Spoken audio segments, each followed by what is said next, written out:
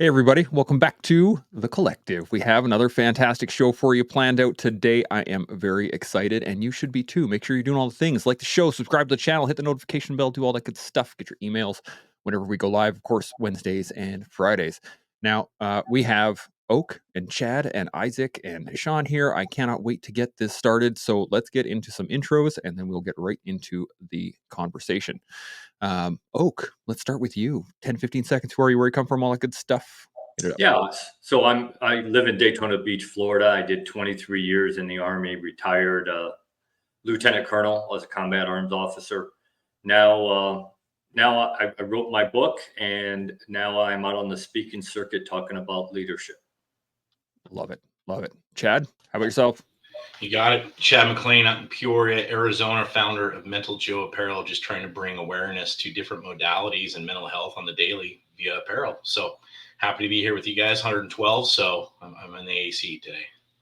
Bam. I like it. I was wearing your hat earlier this morning when I was rucking, and it's soaked in sweat right now. So I just had to switch before I came down here. Isaac, how you doing down there?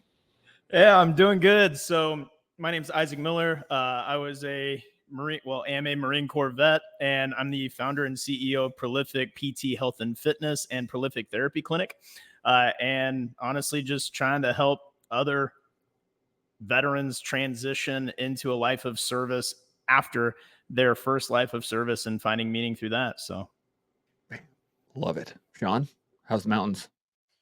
You know, I usually come in with some glib statement or some sort of banal sort of nonsense, but today I'm going to do it a bit different. Hi, my name is Sean Taylor. I'm the co-host of this show and co-host of the Goldmine podcast and co-host of Upon the Horizon podcast. And I say all of that because now I've done a lot of podcasts, and it's just struck me this morning, looking at the guest panel right now, how lucky we are to be able to experience this kind of these kind of ideas, the sharing of wisdom that we do every time we show up to the show. And so rather than just brushing things aside, I really want to call it out. Thanks, boys, for joining us on today's show, where I'm sure we'll all gain greatly from it. I could not agree more. I was thinking the same thing yesterday when I was speaking to Andrew and when we had him on. And it was a very interesting thing. I was doing the math of like, oh yeah, we've talked to 200 people from, special operators to friggin' PhDs to CEOs to businessmen to janitors to like we've talked to everybody and we've learned so much. So I agree. Thank you guys. This is going to be awesome. Now we're going to get into independence today. And I just really want to start at the very basics of it. And I'm not going to define it. I want you guys to define it for me. What is it to you when I say independence? Chad, I'm going to put you up first. What do you think? Yeah, for me, independence is being able to make kind of your own way, I guess, right? Being able to forge a path where you make your own decisions and being able to kind of be your own man or your own state of being. I think everyone's got a different way of looking at independence, especially with July 4th coming around, right? So mine is just, I was in corporate America for 20 plus years and there was no real independence there. It was always guided by somebody, to where now it's, a founder of an apparel company, and there's a lot of independence there. I've got to make a lot of decisions on my own, and whether those decisions are correct decisions or bad decisions, I've got to own that decision no matter what and how it's made. So independence to me is, just forging your own path. I love that. Oak, what are your first thoughts? Yeah, I think that's exactly what it is for me. It is, and there's a lot of things that go into that, but it's having the personal courage to do your own thing as an individual, even if you're on a team, where you got to do some team stuff, but as an individual, doing what it is you think is right, and having the personal courage to do that. Sometimes that's the tough part. I really like that. Isaac, what are your first thoughts? yeah, I mean, I guess I'll just be extra basic with this, and like independence being internal dependence, being dependent on yourself, and being able to kind of put your own, stake your own flag, and say, this is me, this is who I am, this is what I'm about, and not wavering on that. And if everything crumbles around you, being able to kind of center and ground yourself and, control what you can control and find that stability in that fog. And so for me, it's literally being dependent internally. I freaking this is going to be a great conversation. I'm already stoked for this. Sean, what are your first thoughts? Well, as I was brewing my coffee this morning, or more correctly, doing a pour over of a Colombian Ezekiel Gomez, which is what I got in my cup right now, the word that came to mind when I was thinking about, I wonder what the boys are going to talk about. I wonder where we're going to go with this independence aspect. And the word that just keeps bubbling up in my mind and has for several decades is Ronin, Ronin, Ronin, a masterless samurai or a masterless warrior, or someone who has either through circumstances not of their choosing, or perhaps a personal decision, has chosen to live life like a Ronin, which is what I've been doing for a long, long time. And to the degree where when I was in the military, and before I went into Tier 1 Special Operations, in the maybe it was when I entered into sort of a reconnaissance patrolman path, or when it was my sniper path. I'm not sure when it happened to me, but at some point in my regular military career, my regular Army career, I started thinking like a Ronin. Even though I was in a team, I was starting to observe myself as, how do I independently operate in these moments, even though I'm surrounded by all of this excellence? How can I operate solely in this moment? And so I started thinking like a Ronin, even though I was surrounded by people. Now, punching forward through special operations and then out into the civilian world as a veteran, I've never changed that mindset. I've always thought of myself as a Ronin. Now, here's the trick. A lot of people want independence and try to act independently, but they don't think of themselves as a Ronin. They don't own what they're pursuing. They'll talk about it. I'd love a bit of independence. I'm going to go to the grocery store and buy a pound of independence. But you'll never own it unless you think you are it. And I think that's a great distinction between the idea of being independent or the idea of independence versus living it every moment of your life, which is what I've tried to do. And it isn't easy, but it's a valuable life trajectory, I think. And if you can think more about these kind of things on a deeper level, you'll understand, perhaps during this conversation, that the benefits of thinking like a Ronin are more than you can imagine. This brings to mind an interesting question here, in that I don't know if it's technically a dependence, or it's people. I don't think people want independence. What I think people want is passive dependence. And I want to get your guys' thoughts on this, in that the average citizen, I believe, really just wants to be told what to do for the most part, without it seemingly being told what to do, if that makes sense. I want to get your guys' thoughts. Do you think that it is a question of independence, or is it a passive dependence? Oak, I'm going to come to you first. What do you think? Yeah, I think people say they want to be independent, but they don't want to take, kind of like Sean said, the responsibility of it. That if you really are independent, you're going to have to own decisions you make. You're going to have to own the attitude you bring every day to your life and to the environment you're in. And people just, I think a lot of people like the idea of independence, but they're not willing to put in the time, effort, and take the chances and own the consequences of that decision to be independent. And I think the ones that do are the ones who rise to the top. They're the ones who shine. Absolutely. Chad, thoughts on this? I don't have a whole lot of thought. Like I said, I'm kind of sitting back on these last couple of things that Sean and Oak said. But for me, I mean, I lived in that arena of not taking personal responsibility for any type of actions for so many years. And just recently, I'm learning, oh, hey, you actually got to put in the reps if you want some independence and you want some freedom for what you want to do. You can't just show up one day and, jump on a bike and get on a hill with Sean and think you're going to follow him through the woody hills and not bonk your head on something, right? So for me, I'm really learning to, hey, I've got to put in the reps, and hey, I broke this glass ceiling. What is next? How do I keep moving this bar forward to kind of catch up where I need to be to play ball with these gentlemen? So I see it from a different angle completely. Yeah, absolutely. That's why you're here. Isaac, what are your thoughts? Yeah, I agree completely with the notion that everyone says they want to be independent because that sounds nice. Like it sounds sexy. It sounds great. Sounds strong. But then when push comes to shove, a lot of people just kind of look to their left and right to see who's going to be the person to come save them. Um, and it reminds me of the quote, uh, strong men make good times. Good times make weak men. Weak men make tough times, and tough times make strong men. And right now, as a whole, I mean, we look around, we have pretty good times, and we have a lot of people who don't actually want independence. And so we're starting to see this shift into a phase where times are getting a little bit more tough, and we're starting to see the few people who genuinely want to live that Ronin life. So they want to own their independence. And sure enough, they're the ones that are rising to the top.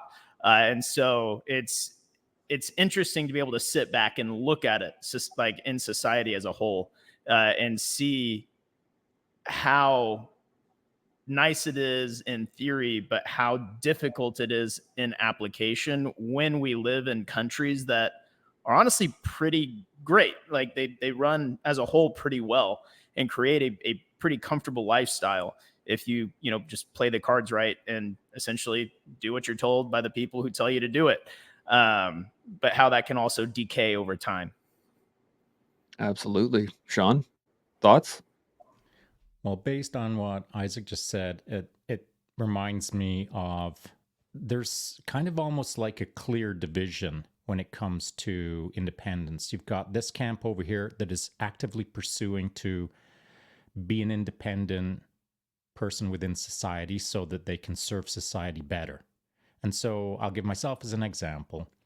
I'm not saying that I'm serving society well. I'm just saying that I know me as a Ronin. I know myself as an independent operator. I know what I'm capable of, irrespective of who's around me.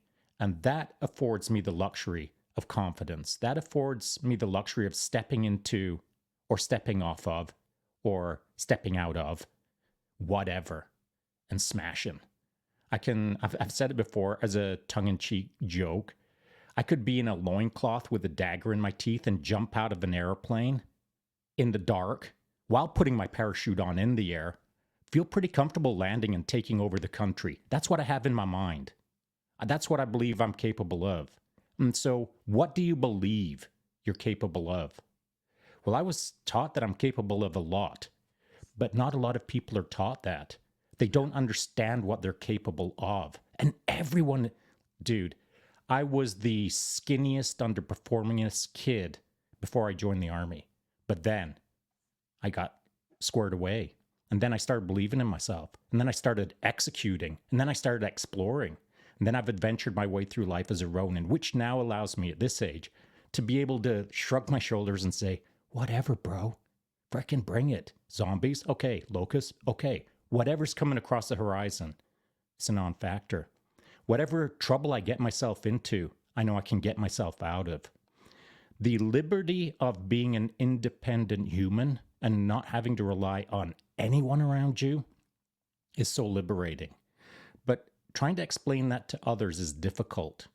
And in trying to communicate it, sometimes the other camp takes the word independence and weaponizes it, where individuals who aren't willing to put in the work to be independent simply take the word independence and co-opt it into some perverse sort of way of life where it's not only is it controversial, but it is it's someone is taking a polarizing position just because, just trying to be polarizing with independence, using the word as a weapon rather than as a tool. And so independence to me means something, but independence to others means something completely different. And so it's one word with many meanings. And so hopefully we'll tease all of those details out during the convo. Well, Yeah, well, let's do that. Sean, Just that. Go ahead, Oak. can I hop in on that? Jump on it, yeah. Because you are absolutely right, Sean, and just use the phrase toxic masculinity as the example. Masculinity is not toxic, ever. If somebody can be toxic if they're masculine, they can be toxic if they're feminine.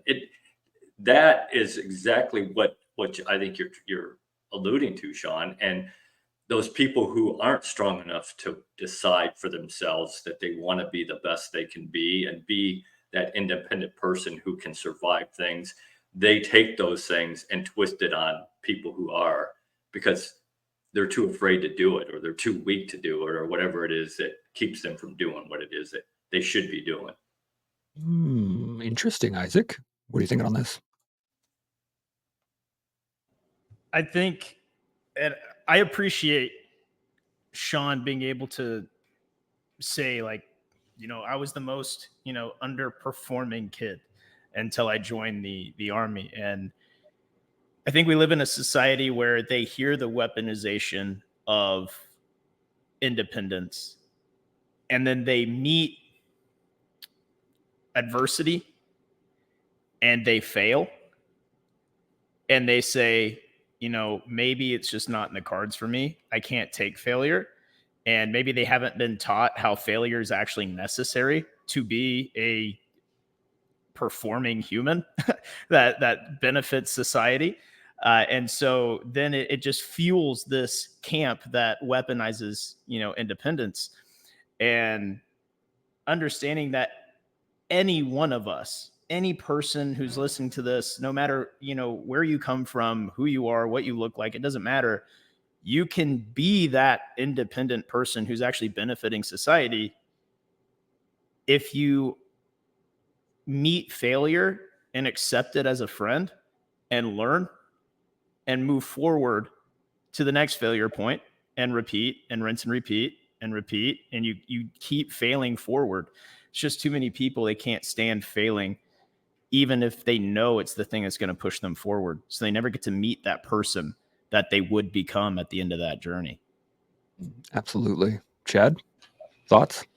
Yeah, I mean, bingo ringo for me, right? I always look at failures as punishment, right? If I failed at something, there was some kind of punishment coming back at me. So I was always scared to, dip the toes in the water or try something new, because I was so scared of being judged. I was so scared of failing at that process.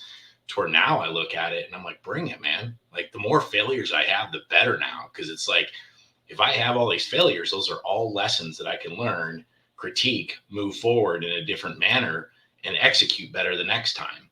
A perfect example is, doing the apparel gig, right? I didn't know anything about it, but I know now, like when I do hats and things of that nature, before I go spend thousands of dollars on custom hats, I go get some samples, and I might lose $200-300 and it might fail and it might suck. And that's a $300 lesson, but it's not a $5,000 lesson. So for me, I welcome the failures now. I mean, in these last 4 years of this healing journey I've been on, I can't tell you how many times I've stubbed my toe and fell down a flight of stairs and was like, oof, that sucked. But what did I learn from that? And how do I engage that so I can be better next time? So from a guy that never, stepped outside his box, now I'm like, let's go. How many more failures can I get today so I can learn those lessons quicker? What box? I love it. John, what are you thinking?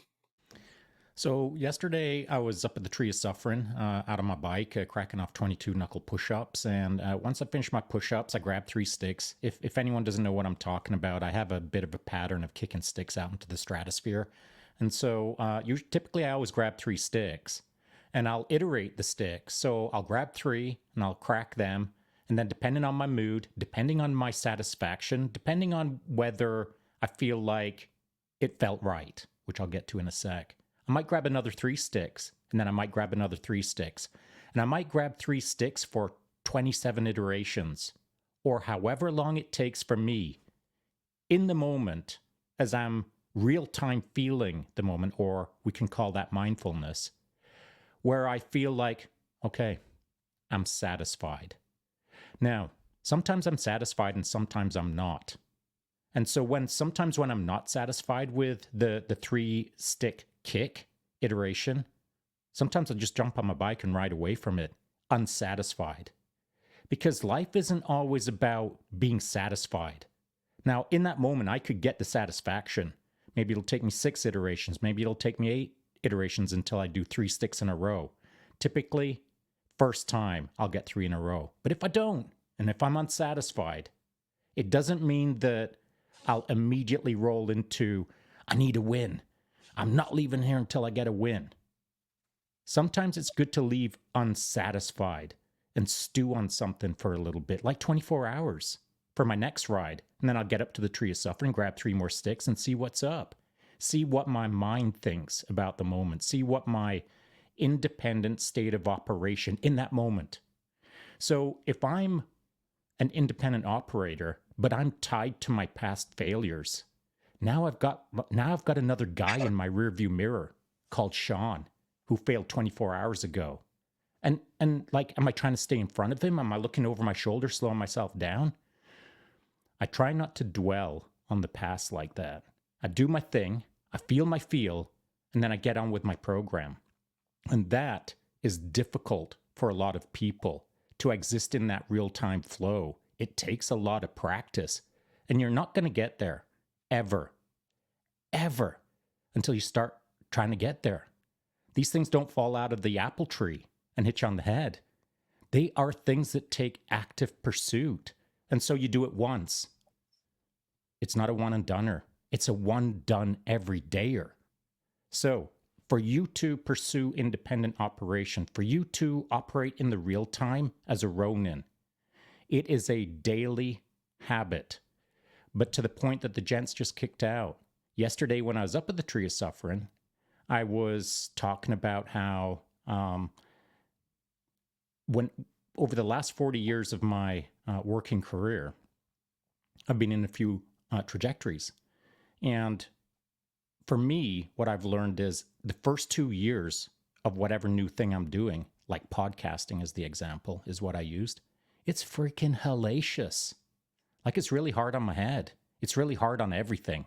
Like, I really don't enjoy being in those first 2 years, other than perversely, I love being in those years because it teaches me so much. So the friction of pursuing independent operation is for you to control. I like a fiery velocity. I like a harsh entry into something new for me.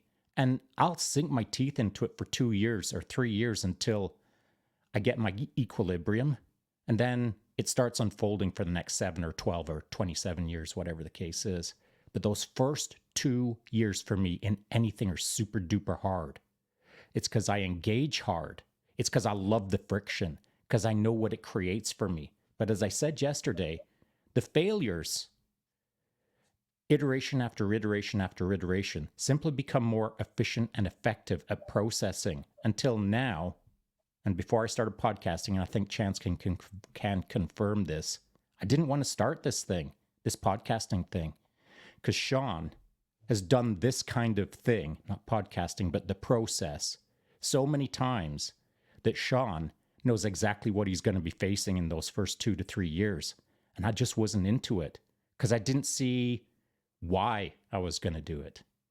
People had asked me to do it, but I didn't have my why squared away. So I was looking at the problem and thinking, screw this. That's going to be freaking insane, crazy bad for me. I'm going to be exposing myself to the world. They don't know anything about me, and I'm quite pleased with that. But once I got right with the program, well, now I'm glad I did. But back then, I almost never stepped across the start line because of my fear of entering into something that is possibly one of the hardest careers I've ever done, if not the hardest. And so you got to know what you're facing. You got to know why you're facing it. And you've got to trust the process that the more you do it, the easier it gets. And I think I'll leave it at that. Yeah, that's fantastic. We Oak and I were talking just before everybody else jumped in today, and Oak had mentioned that when you teach someone or something, you have to teach people that you can do everything right and still fail. And it reminded me of the Kobayashi Maru from Star Trek and the whole that whole deal. But do you think that that's integral? That's like the root of independence, just understanding that it doesn't matter what you do, you're gonna make mistakes. You can do everything right and still fail, and then keep going. Do you think that's the root of it? Isaac, I'm gonna come to you first. What do you think? Yeah, go for it. I think it's necessary. Like it's a prerequisite of success is failure. If someone has gone through any level of perceived success and they've never failed, then they haven't succeeded yet because their potential is so much further. And it's just we're so much behind what their baseline level of ability is that we don't actually see where they could be. And we see this a lot, like say in high school sports. You see a high school athlete who just is an all-star. And so he doesn't try. He doesn't train. He just shows up, does well, performs well, leaves. He gets a football scholarship or a basketball scholarship to college. He goes and gets hurt in the first season. And it's because he never actually tried to the point of failure. He never had to. No one ever pushed him that hard. And where everyone around him saying, oh, this guy's an all-star, he's going to be amazing, he never actually was even close to his potential. So then whenever he met that potential, when it mattered most, he wasn't prepared and he got hurt. And so actually pushing yourself to the point of a failure is an absolute necessity to reach your actual potential of success. Not what everyone else says is success, but what you actually can reach in success. It's the most vital part of self-development. Love that. Oak, thoughts? Yeah. So like we were saying, you have to drive that piece. You got to push yourself to where you can be. Just like Isaac was saying, understanding that you're gonna have failures. You're not gonna be perfect. There's nobody perfect in this world. I'm sorry. I keep trying to convince my wife I am, but she's not buying it. We're all gonna make mistakes. We're all gonna fail. It's what you do afterwards that matters. Do you try to hide it? Do you blame somebody else? Do you quit? Or do you stand up and say, okay, I made a mistake. I didn't accomplish what I needed to do. Then look at it and say, why? Let me learn from it. And then let's move on. Because people tell me all the time, Colonel McCulloch, I learned from all kinds of experience. And I said, no, you don't. You don't learn from the experience. Experience has emotion and tied up in it. You learn from the reflection on that experience. What was I supposed to do? What did I do? How can I get better at it? And if every time you fail, you stand up and you go through that reflective piece, you're going to get better. Yeah, absolutely. Chad, thoughts? I had nothing. You guys are killing it on this one, so I'm just soaking it in, man. I'm going to soak it in. I feel you. I'm in the same boat. Sean, what are you thinking?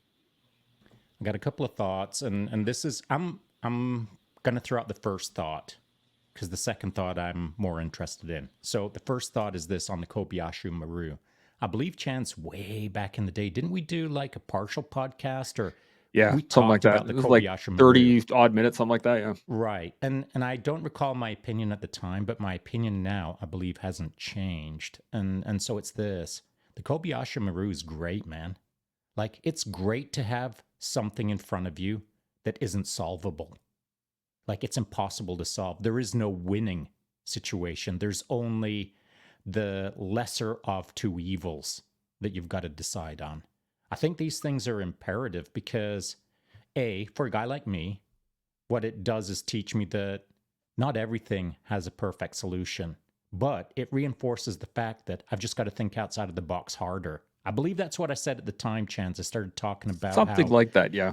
Yeah, Kobayashi Maru for me is awesome because I now get to consider solutions that no one in the entire universe has considered in that moment. I try to really expand out of the box thinking when it's an out of the box problem. And so the Kobayashi Maru is amazing in my opinion, and everyone should face it from time to time. The second thing is, and the more important thing, because I'm curious about Oak's opinion on this, I think you were loosely stating that, I've got it down here, it's what you do after the failure that is the most important part. And I agree with that. I do. But also, I think that there's a space there before you start facing the failure after the fact. When you're in the failure, I think that a lot of people don't exist in that moment. They want to get out of the moment.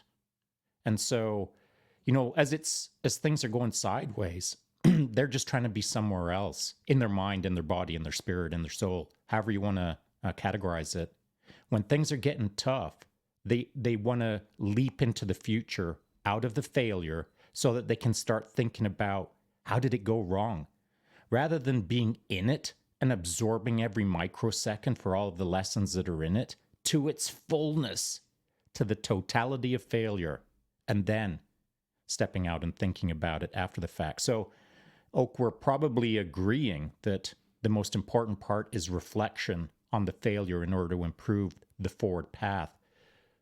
I just want to clarify my position.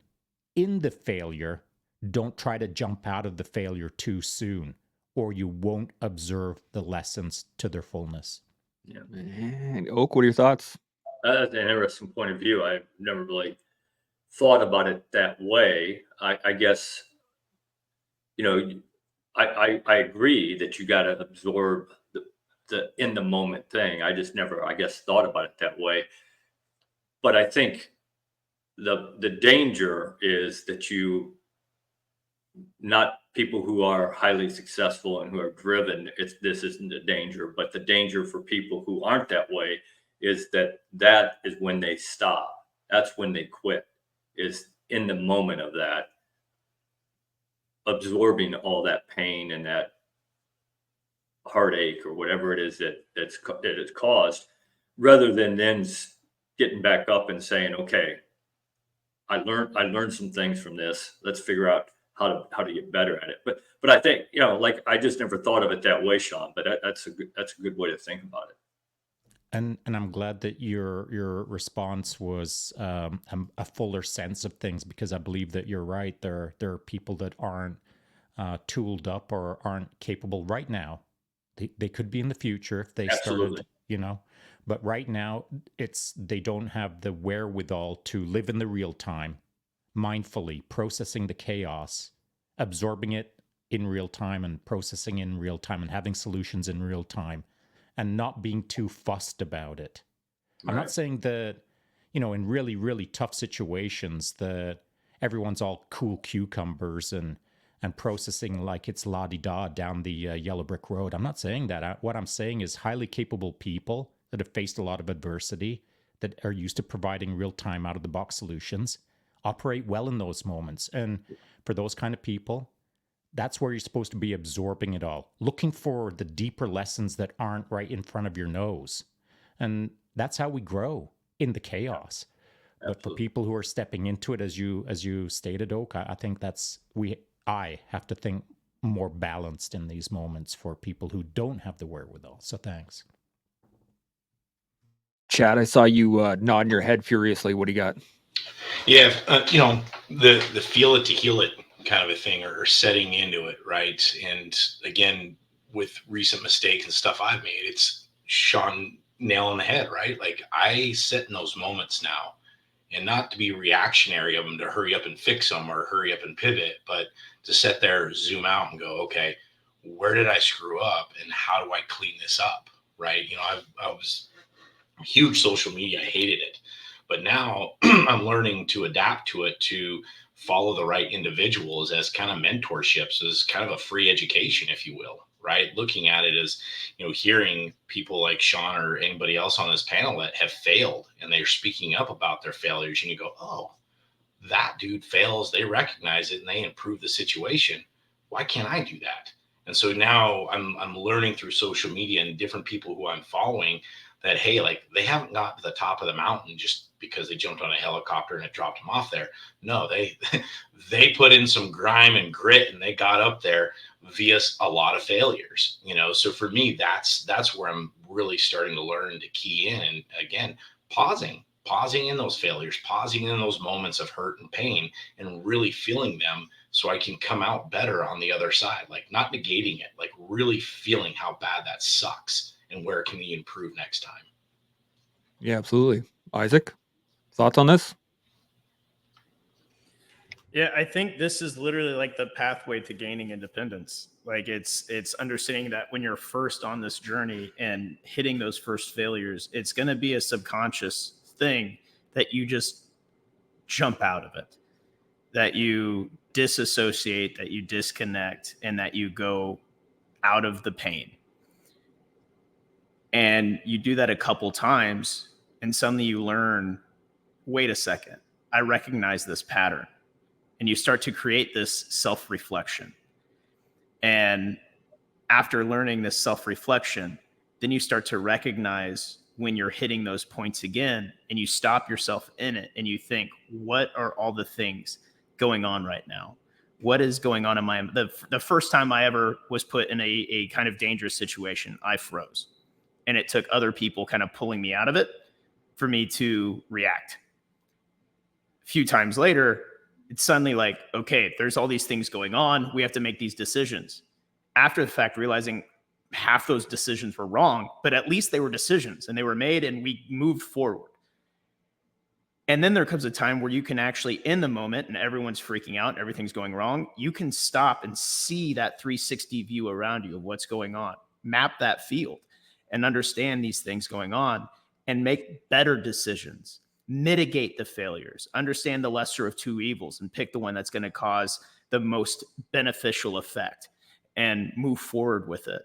And that's the path that you have to take, and you have to go through this process of failures to be able to get that little micro step, improvement each time, to the point where you can become essentially this master of the chaos per se, where you can sit in that overarching chaos around you and start to see the little things that you would have missed the previous time before.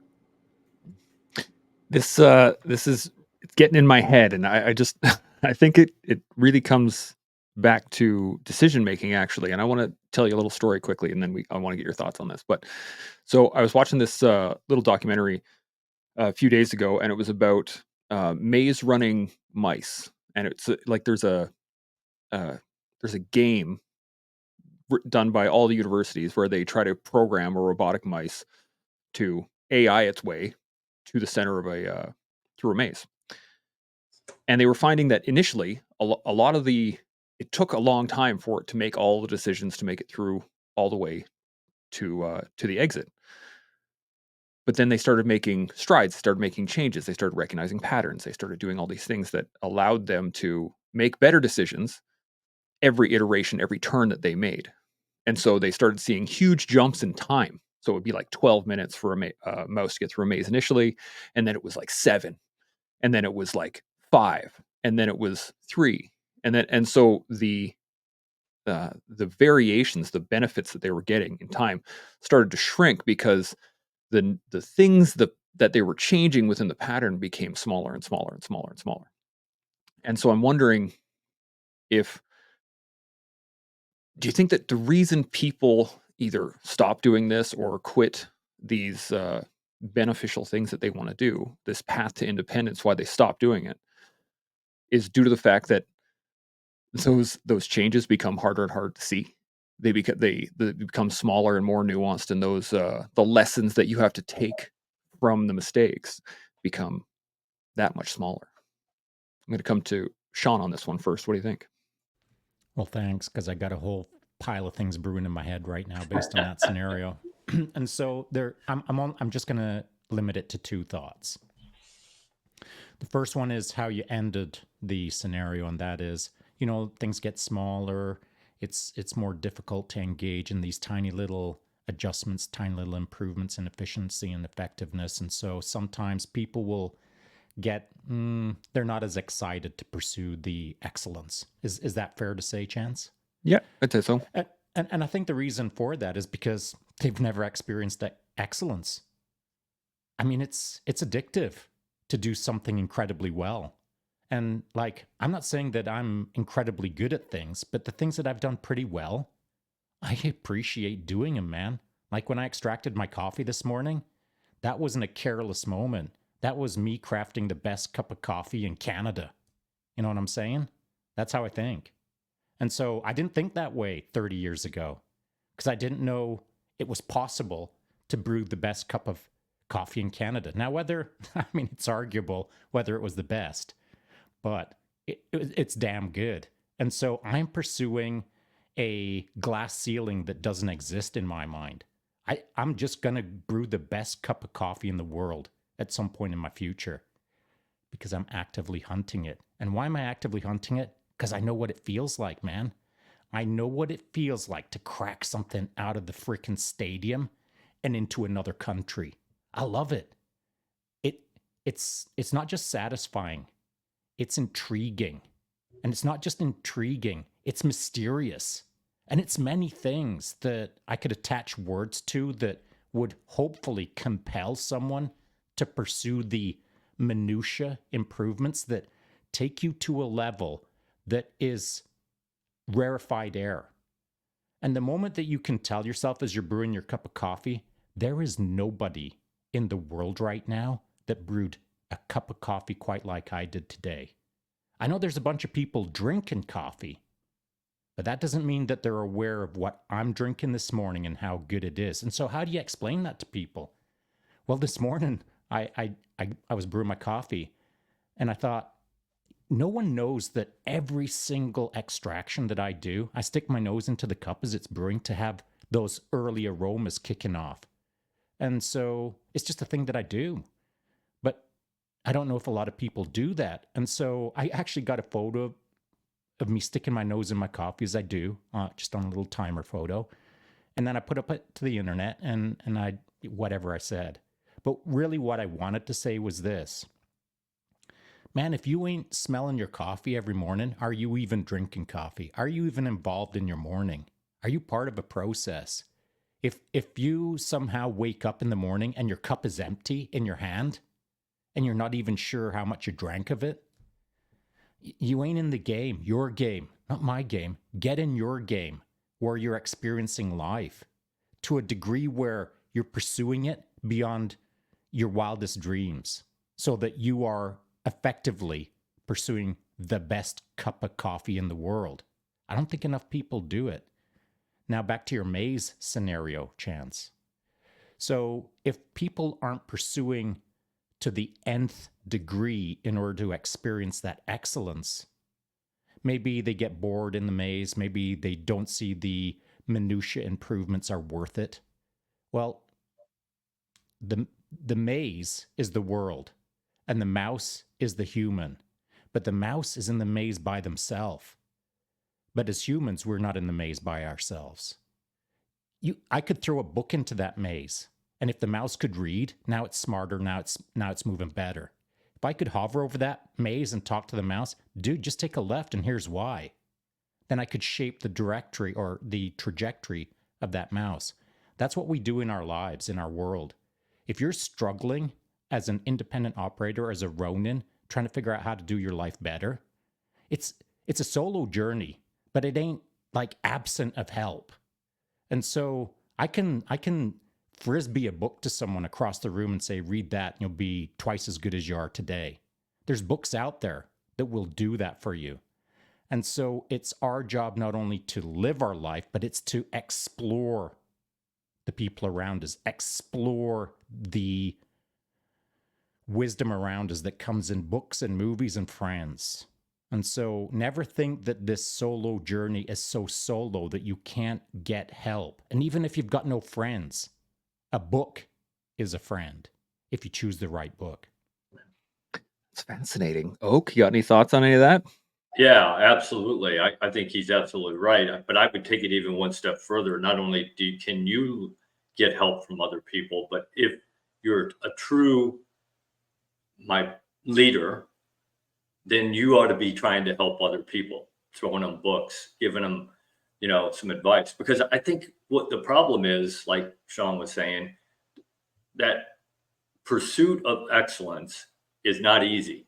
It's not everybody has the fortitude. They don't have the self-discipline. They don't have maybe even the desire to do that extra little bit, that small, when it comes down to those small increments that are tough, they say, well, good enough. That's good enough. The phrase that soldiers always used that used to drive me nuts. I just wanted to choke people when they said it. Good enough for government work. Just stop. How is it good enough? You always want to get better. And I guess that was just driven into me as a kid. My father used to say, I don't care if you're sweeping floors, be the best damn floor sweeper there is. And I just have taken that into my life, that no matter what I'm doing, I want to strive for that excellence, like Sean is saying. Will I ever get there? Maybe not, probably not. But the more I try, the better I'm going to be as a person, independent, able to know what I can handle and what I can't. And if I know there's something I can't handle and I really can't handle it, then I go look for help. I learn a little bit more. I work out a little, whatever it takes for me to make that next step. Yeah. Isaac, what are you thinking? Like Sean, I have like 100 thoughts going on, but just distilling it down to like two. One of them, to kind of iterate off of Sean's point of finding something that might be an impossible task. And I'll attribute this to Simon Sinek talking about the finite and infinite game. And a lot of people, they're playing a finite game that has a set list of rules, a set list of players, and you're playing to win. And typically once you do like win that game, like you're lost, or you find yourself bored, or you end up losing because you won and you're actually playing an infinite game with finite rules. And now you're losing because you don't know what to do next. But if you're playing an infinite game, there is no set rules. There is no set players. There is no set endpoint. There's just a goal or a dream or something that you're trying to accomplish that's bigger than what you could probably ever do on your own. And you're going to do everything you can to reach it. And if you don't reach it, you're going to create such a movement to do it that you end up empowering everyone around you to chase that same dream. And they end up picking up the mantle and carrying where you left off. And so I think a lot of people, they're trying to play a finite game within an infinite game. And so they quit too early because they feel like they either won or that they lost and now it's over. In reality, there's no rules. There's no players. Adapt, overcome, move forward. And then the second thing I would say is when it comes to, they change course too quick. Is it because is it too difficult to become those little increment, improvements? And I'll attribute this to Bruce Lee of, I don't fear the man who's practiced 1,000 kicks once. I fear the man who's practiced one kick 1,000 times. When you first learn to, throw a leg kick, you're just trying to get a movement down. You're kind of just like leg logging it, lock the knee, just kind of whamming that hammer over, trying to just cause some kind of damage and connect to some kind of target. But on your 10,000th kick, you're paying attention to the torque and velocity you create with your hips. You're paying attention to the way your foot moves. The foot that's planted on the ground moves to kind of distribute the weight over so you can, actually turn your body and create momentum and increase that velocity as you move through the movement. And you start to pay attention to these little details. Too many people, they get too bored before they get to the point of even needing to focus on the little details. They just get that first initial movement down. They're like, cool, got it. That's my win. On to the next thing. And they never allow themselves to even become proficient, much less a master at something. And I think that also comes with this, understanding independence. To be independent, it doesn't mean you have to be a master of something, but it means you need to be proficient at being yourself. And I think a lot of people miss the mark there. They're not proficient at being themselves. They are happy with being little copies of everyone who's ever, imparted some kind of experience onto them throughout their life journey. And they actually haven't become proficient at being themselves. I really like that. I was thinking about that earlier today. I'm going to come back to that in a second. Chad, you got any thoughts? Yeah, I mean, I'll give some shout out love here to Isaac, because he's got a training program and stuff for me that I'm working on, and man, some of the stuff he's putting me through, I'm just like, I go through a workout, I'm like, God, I hate this guy today, or legs, for instance, they're sitting, I blew my back out on a jump. I tore my shoulder to pieces doing CrossFit. And so I thought I was damaged goods, right? I never thought that I'd ever get back to any kind of strength or any kind of ability to be really in shape. And I'm learning to eat, right? I'm learning to what is wrong and what is right in the gym. And if the shoulder's tweaked one day, right, back off a little bit. Like, I don't have to go full bore today. Let's let that thing loosen back up, and we'll get back after it, in 3 days when that workout returns to itself. So for me, again, it's learning to set in those things. And a lot of it, there's days I don't even want to do it. Like, there's the set he's got me doing where it's 100 reps of 200 pounds. And I'm like, oh my God, dude, I don't know if I'm going to get through this thing today. But it's like, how do you eat an elephant? One bite at a time. So I'm learning to go ahead and dissect those things differently, as opposed to looking at it from a different, construct of like, you can't do this. I can do it. Well, let's just do it in little incrementally steps, as opposed to trying to do it all at once. So just changing that mindset of learning how to eat and learning how to lift right, has been huge for my confidence. And now it's, I can put on the Ranger panties again, and the quads are starting to come back, and hey, how you doing? Let's go to the pool, So, I'm learning that stuff. And that's where, for me, I'm starting to break those glass ceilings where that strength is coming back, and the confidence to lift heavier is coming through that night. I appreciate Isaac taking me on as a client to teach me that stuff. And again, I've never had anybody teach me this stuff. I've literally just kind of gone in and looked over the shoulder. Oh, that's how you do curls. Okay, I'll try it that way. So for me, it's the constant learning of how do I improve better each day. And when I don't want to show up, that's when I need to show up. So yeah, 100%. The interesting part about this is I was just thinking earlier is that, it's a learned skill to be able to be independent. It's a learned skill to be able to be yourself. These are all learned skills, but it's not so much that you only require being taught them. In that, like, when we're young, we'll mimic in order to kind of create and do things, right? As we grow up, we start to mimic people, and we're like, oh, well, that's what that person does. Okay, then I'll just do that, and then you're okay. But later in life, that mimicry only takes you so far. It only allows you to learn the very basics of it without any sort of in-depth instruction.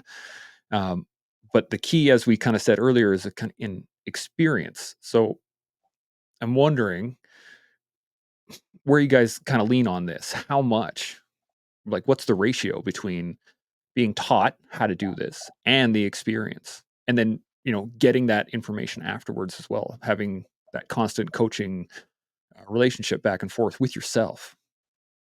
What do you guys think? I'm going to go with Oak first on this one. Yeah, that's a tough question. I guess I've never been asked anything like that before. So good question. So I think there certainly is a combination. You can learn certainly the basics from somebody else, from mimicking somebody that is good at whatever it is you want to do. As Chad was saying, you just don't fall into the bad thing of mimicking somebody who's not doing it well, because then you're not learning anything. But if you got a teacher who can teach you the basics of how to do something, but then it just comes down to, you got to have that mental toughness to get at it every day, or every third day if you're doing different reps. But every time it's your turn to do what you got to do it, and strive to be a little bit better at it every day. Just like Chad was saying, when you start, it's tough, but every day it should get a little bit easier. until it gets tough again, till you reach that point where now it's a challenge for you again. And you know that you're going to reach that point at some point, no matter how good you get. If you're trying to push forward, it's going to get hard again. And then the reflection piece. I'm just a huge believer in reflection in everything that you do, both as, you know, individual, as groups, whatever you're involved in. I think you got to reflect. And I think I tell people all the time that when I added reflection to my daily life, it changed my life. I mean, you get so much better at things when you start reflecting on what you did, why you did it, why didn't I do this, and how can I get better at my decision making, my execution, all the different things that make you a little bit better every single day as you go along. Absolutely. Isaac, thoughts on this? Yeah. In the early 1900s, most occupations were what we would consider now like blue collar occupations, right? You had like railroad workers and farmers and blacksmiths and, you know, iron workers. And to become someone who could actually run their own essential business, you had to go through an apprenticeship. And apprenticeships back then weren't like, come here, sit down, let me teach you, you know, how this works. It's like, you're going to watch me intently every day for years to the point where you can mimic what I do. And so the apprentice would do just that. They would watch intently every move that their master, so to speak, did, so that they could proficiently mimic what they were doing. But then there came a point where they had to then leave and do that practice. Let's say blacksmithing, for example. They had to leave and do that job for their own town or for a different town that didn't have a blacksmith, or their blacksmith, you know, passed away or retired or whatever. But there comes a point where they don't just mimic. They now have to be the master. They have to keep improving. They have to be better than the master that they were learning from before. And that also ends up hitting a point where then you become a mentor for another apprentice. Yep. And if having an apprentice watching you doesn't push you to be more of a master than you were when you were the apprentice, then maybe you shouldn't be mentoring somebody. Maybe you shouldn't be doing what it is you're doing at the level you're trying to do it at. And so it's one thing to mimic people that, you know, were doing what it is that you wanted to do. It's another thing to say, I think, you know, I appreciate what they taught me. I appreciate how they did it. I think I can do it better. I actually think that, you know, as great as they were when I first learned from them, I've watched them long enough. They're not that special, honestly. Like they're just normal people. So yeah, why can't I do it better than them? I love them. I'm thankful for what they gave me, but I'm gonna do it better.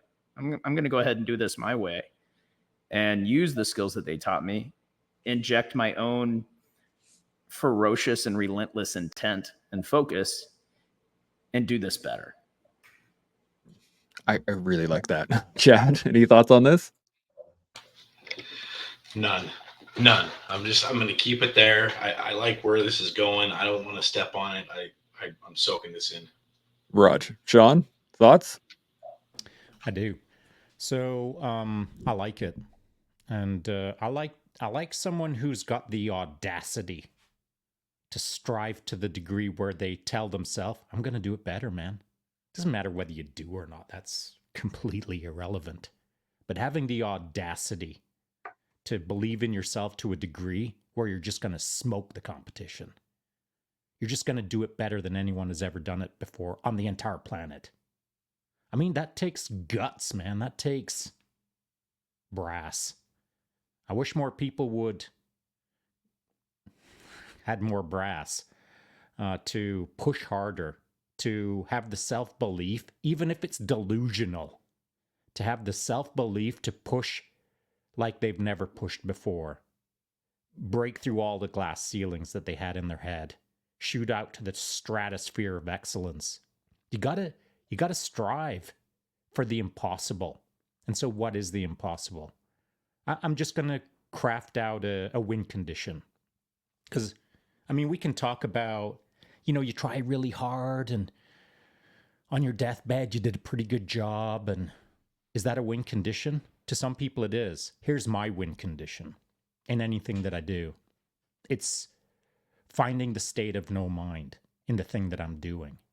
And so that takes a lot of reps. That takes, to Isaac's point, in a kick, that takes 10,000 kicks of just one kick.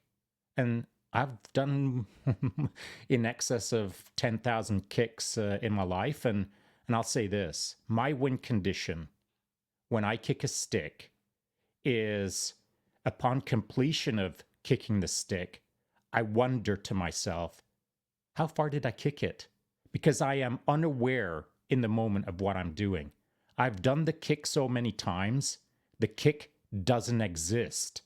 The stick is just halfway to the stratosphere.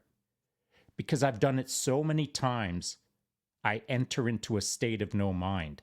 Sometimes I don't even know if I kick the stick until I hear the report in the air, or I feel it on my shin maybe. But sometimes that doesn't happen just because of how fast I move, or because of the wind, or because of whatever. Sometimes I'm not sure if I've kicked the stick as far as I thought I had until I actually review it in a video after the fact. I'm like, oh yeah, that was a good one. I was non-existent in that moment, other than I was existing in the moment with a state of no mind. And so what is a state of no mind? It's when you do things magically, without any thought, without any intent. Life just unfolds in front of you, auto-magically, in a way that is good for you. That takes a lot of reps. So my win condition in anything that I do is seeking the state of no mind when I'm doing the thing that I want to do. But it takes a lot of reps. It is possible. You can find your way to a state of no mind by choosing a singular path. Brewing the best coffee in Canada, riding a bike the fastest in Canada, throwing a frisbee the furthest in Canada, whatever your jam is. Find a thing, pursue it so freaking relentlessly that there's no doubt in your mind that you're going to achieve what you're going to achieve. And somewhere along the way, things will just start disappearing. All of the actionable thoughts in your head disintegrate into you're hardly even there. Things just happen. Where did I learn to do that? First time was on the teams when I had a pistol in my hand and I was entering into rooms and I was simply looking at targets. And this is training, so entering into a training scenario, looking at targets and thinking bang, bang, bang. As fast as I could think the shots and where I was looking, that's where the holes would appear. It was like magic. It was like shooting laser beams out of my eyes. I'd enter into a room, and in 0.75 seconds, I'd shoot laser beams into things, and the holes would just appear. I didn't see my weapon in my hand. I didn't have my body engaged. Everything was offloaded into a auto-magical moment of a state of no mind. It takes a lot of reps, but the moment that you experience it, you then get to experience it out into the rest of your life, into the other trajectories that you're involved in. You taste it once, and you want to taste it in everything. And so find a singular thing to pursue so hard that you get to taste that state of no mind, and then you'll want it in everything that you do. Every time I hear you describe that, it seems amazing. So yeah, I think I'm gonna keep working towards something. I want to hit that point. That's gonna be friggin' amazing.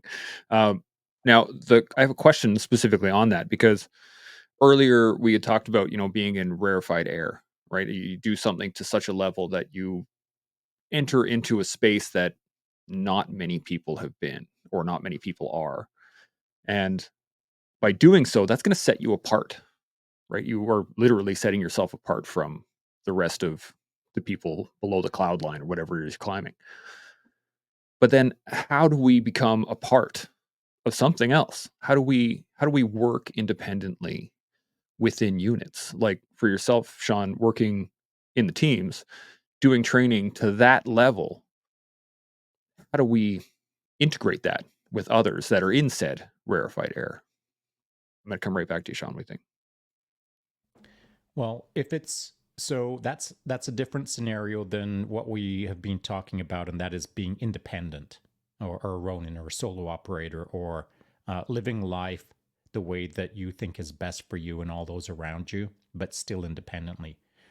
On a team, if you're on a good team, if you're in the place that you're supposed to be in based on who you are as a person, it just so happens that they're all kind of similar to you. So if a unit is good and you're in a good unit, well, chances are you're good yourself.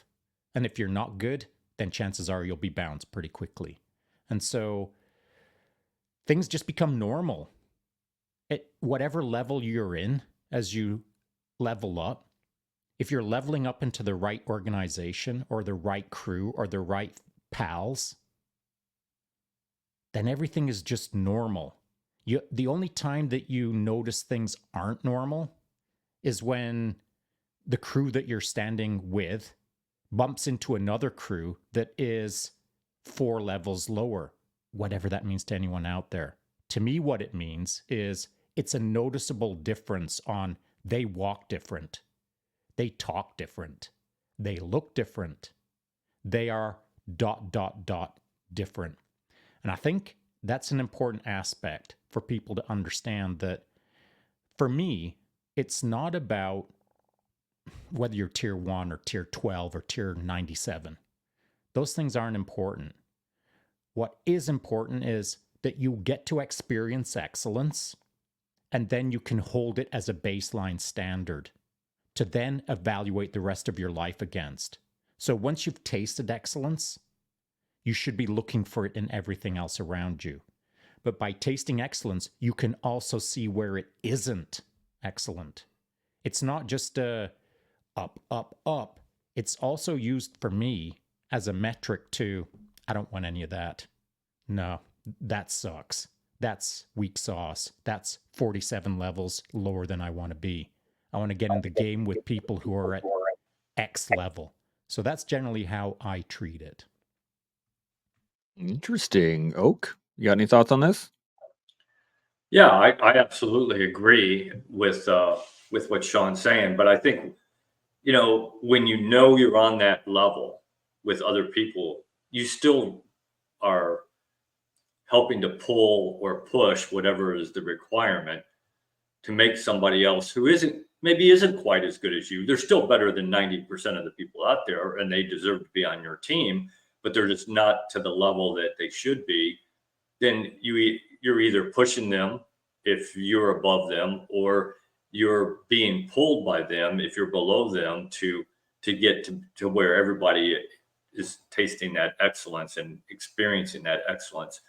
So I think, you can still be independent, want to be the best at whatever you do on a team, but part of your job as a team member, and certainly if you're the leader of that team member, is to pull the rest of the people so that everybody reaches that plateau. And then we start moving to the next plateau, whatever that is. But let's get everybody on the same level, and then we'll move on to the next level as a group, not just individual, but as a group. Like that. Chad, you got any thoughts on this? Yeah, I think, it's knowing where you're at in that team, right? And checking the ego at the door, and if you don't have the experience, you look to those that have the experience to learn, whether it's doing CQB, right? Okay, you come around the corner. Is it because your footing is angled in a different way to get around that corner quicker than others, or things of that nature? So, very cleanly, I can say if all of us went and did CQB, I'm the weak link, right? I haven't shot in years. I don't know what I'm doing, but guess what? Who am I going to go to learn from, right? And I'm going to shut my mouth. I'm going to sit there and I'm going to watch so I can level up. And I think, again, it has to come back to checking the ego. And for me, it's the ego was the biggest part, right? I had to be the biggest, loudest guy in the room because I figured that was the way for me to get through things when I didn't know a damn thing. Now it's, I want to sit back. I want to learn who's excelling, who's doing things, how are they doing it, how are they better, how do they continually break those glass ceilings. And so now it's set back. You don't know everything. Be quiet, learn from those that have been there, and implement what they're implementing so you can raise your level to stay on that team and stay invited back. So ego, just check it at the door and learn, man. Can I hop in on that? Jump on it. Yeah.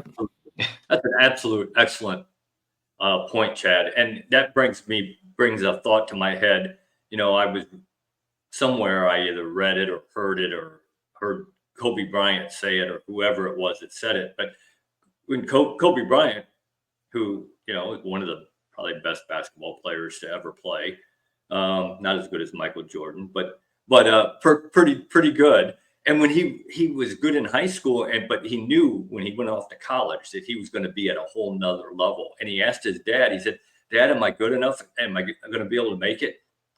How do I get to that point?" And his dad said, "When you get there, find the person who is the hardest working, the best performing, the best person on the team, and do what he does until you're better than that person." And that's exactly, again, put your ego aside. And we all have an ego, but yet if you want to be the best, you got to know when to put that aside. Great point, Chad. Absolutely. Isaac, any thoughts? Yeah, I guess I'm gonna take because I completely agree, and I love everything that's been said. So I want to take a different stance to this, and understanding when it's time to leave the team. If you're the person that everyone goes to for the answers and for the advice and for the help, and if you are the guru of your circle, you need a new circle. And that can also go into ego and knowing when to check yourself and when to humble yourself. Are you staying in your circle because you love the validation of being the person that everyone turns to? Because now you're at a point where you're not growing. And for my company, one of our core values is knowledge and application. So it's always being a student and learning how to apply that knowledge to continue to move forward. And if you're not learning, you're dead. Like there's nothing, there's no growth. And if you're not growing, you're just going to decay. And so you have to continuously be growing. And for me, it was like understanding, I need to be at least in the bottom 50% of the circle I'm in so I can continue to learn. And if I notice I'm getting above that 50% line, I need to either add someone to my circle, or I need to move, circles and elevate to become, that bottom rung again. And maybe that's the sadist in me. But I enjoy learning and being able to be blessed with being in rooms and in circles and in masterminds and at tables and talking with people who are at one point younger, child Isaac would kind of idolize, and now being able to say that they're peers. And like, to me on the inside, I'm like, no freaking way. Like, this is awesome. But on the outside, I'm like, yeah, having a conversation and just trying to soak it all in. Well, the inside of me is like screaming, like, dude, you're here. Like, but it comes from being able to humble yourself and be like, okay, I've hit this ceiling, and it's now at this point, it's because of me. I've limited my ability to grow here. I need to trim the dead limbs of the apple tree so that it can actually grow and produce more fruit. And so we have to know when to prune our own decaying limbs so that we can actually continue to grow and bear fruit. And then once you hit a point of mastery, knowing how to serve other people that are at higher levels, and understanding, okay, how can I use these skills that I've gained and what I've learned to help other people who might be higher leverage individuals than I am, so that they can introduce me to higher circles where I can learn more. And it's like, if I see someone who's earning, $1 million plus a year in my space. And I'm like, I want to learn from them. I'm going to figure out maybe where they're lacking that I have a strength at. And I'm going to serve them the best I can with nothing in return. But what that creates is a relationship. And that relationship grows. And next thing I know, a door's open where I can then learn from a whole group of people that I would have never had that door open. And so it's understanding once you hit a level of mastery, you're not there yet. There's going to be people higher than that. Who in that circle can I serve and provide value to with nothing in return except creating a relationship? And then from there, a new level is going to be opened up that I can then go and repeat and do the same thing. Yeah. The interestingly enough, I was talking to Seb. Well, so you guys know Seb, but and one of that came up was, if you're the smartest person in the room, you should find a new room. And Seb was like, or perhaps you should look at the room differently. And I was like, ooh, because you never know. You can always learn something from somebody. Sean, you got any thoughts? Any additional thoughts? I do. And to your point, and this is, I'm not taking an opposing position to what was just said. I agree with what was just said. However, I do believe there's a little bit of finesse in there. And so, myself as an example, let's pretend for a moment that I'm the number one guy in that room, which I don't know. I don't know if I've ever experienced that. Maybe I have. I'm not going to think about it. But let's pretend that I am the number one guy in that room. And I'm going to be in that room for another year. And so what's in it for me? Well, that's the wrong way to think, of course. And I know that that's not what Isaac is saying. But what's in it for me? What's in it for me in that moment for that next year is I get to learn how well I'm or not passing on advice or opinions or information or leading. And so sometimes we all find ourselves in a room where we're the go-to guy, where all heads turn towards us, even if it's only two heads, where they turn towards you and expect, what do we do next? And so if you've been in that position a number of times, what you'll learn about yourself is not just one thing.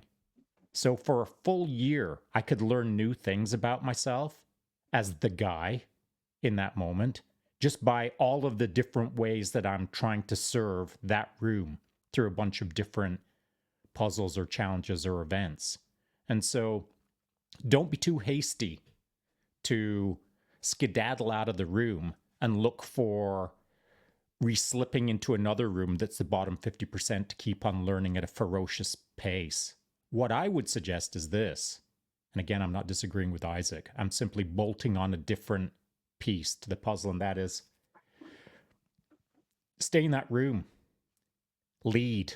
Learn how to lead at the highest levels in all sorts of circumstances without getting any gain. But start a new thing where you're the dude who's right at the bottom of the ladder and you've got to start climbing up through hard work, blood, sweat, and tears. So you can, in parallel, run two lives as a leader and as a student. And so the more bolt-ons you add on, the richer your life, of course, the more effectively and efficient you get to iterate the process. As I stated before I started podcasting, I knew what this thing was going to be 10 years from now. For me, what my process looks like over a 10-year span, because I've just done the process too many times on 10-year spans. And so it's taught me that there's times in the room where I am the leader, and there's times when I am the student, and there's times when I'm both. And so it's not as simple as simply assigning this room is this and this room is that. Of course, it's a bit muddier than that. But to identify, okay, now I need to level up. Don't leave that room, stay in that room, but also find a room key to another room and hold both keys in your hands, That is fascinating. Oak, you got any thoughts on this? Yeah, I agree. I talk about leadership, and that's exactly what I talk about is, although I will say, if you're the smartest guy, if you're the number one person in the room and you're the leader, I do think you get something out of being there that year. You get not only helping other people, but you're learning how to lead. You're learning how to perform as that person, that go-to person. You're getting some experience and some knowledge out of that. But I think you've got to, because sometimes you can't leave. In the military, you're in a job for a year, 2 years, you don't have a choice, that you're in that room until. So the only thing you can do is to make the people in that room better, to try to let them catch up to you. With at the same time, you're always trying to make yourself better. But I think you got, especially as a leader, you got to understand that that is part of your job, is helping the people who are below you, either in skills or knowledge or whatever, making them a better person and a better team member, because that's what leaders do. And you can always learn something. I don't care. You can learn something from the person who's at the bottom rung. I promise you. Someday, one day in that year, they're going to do something. They're going to say something that is going to trip something in your mind, that you're going to learn, that you didn't necessarily know or understand as well as you're going to from that point on. Yeah, I like that. Chad, thoughts? Yeah, I've always kind of had this analogy of, it's hard to fly like an eagle when you're hanging with turkeys, and for me, real recently, again, I always say, because the 4-year mark for me, and knowing some of the individuals I used to hang out with and I no longer do, right? Just because of their habits and them not putting in the work to better themselves. And for me, I've become more of a lone wolf, or to Sean's point, a Ronin, right? I'm learning, right? And I'm literally out here on my own trying to do this, but then I've got individuals like yourself that I can learn from and pick brains and learn to level up that way. And though those individuals I no longer really hang out with anymore, I'd love for them to be on this journey and level up and be part of this. But in order for me to continue to grow, you have to make those decisions to leave certain rooms. And that was me. I made that decision to leave those rooms because they no longer benefited me. In fact, they hindered me from moving forward and seeing different glass ceilings that I'm breaking today. So, kind of keep that in your head as, it's hard to fly like an eagle when you're hanging with turkeys, man. I like that. I'm going to use that for sure. Isaac, you got any additional thoughts on this? Yeah, no, I love what Sean brought up, because he said it a little bit more elegantly than I did, of being able to be in the two rooms at once. Because I run a business, and it's not like I'm just gonna fire all of my employees because they're not better than me, and like that would be a crazy way to run a business, and you just be a solopreneur and struggling forever. But it's understanding, like, how can I continue to be a better leader if I'm not developing myself from leaders who are better than me? And so being able to meet other leaders who are doing things that are at such a high level that motivate and inspire me. And it's like, how can I, bring value to them so that they can impart and distill some wisdom to me that I can then take back to the room that I serve and help those people. And if I am the only source of my own growth, I'm not growing. And if I'm not growing, my team's not growing. And so I love how Sean kind of brought up, have that key to the other room and kind of live these two lives, because that's exactly what it is. You're kind of the peon of one room, just trying to soak in all the information. But then like a Robin Hood, being able to take the riches and then take it to all the people who actually need it to grow and to serve and impact. To be able to effectively do that is what makes, in my mind, at least has helped me be a good leader to the people on my team. Yeah. Yeah. The reason I bring up the whole team concept in a conversation about independence is that, at least in my mind, if you can get enough independent people working together, then you can change the world. Like, there's so many things that are accomplishable as a team or as individuals, people who are independent working together.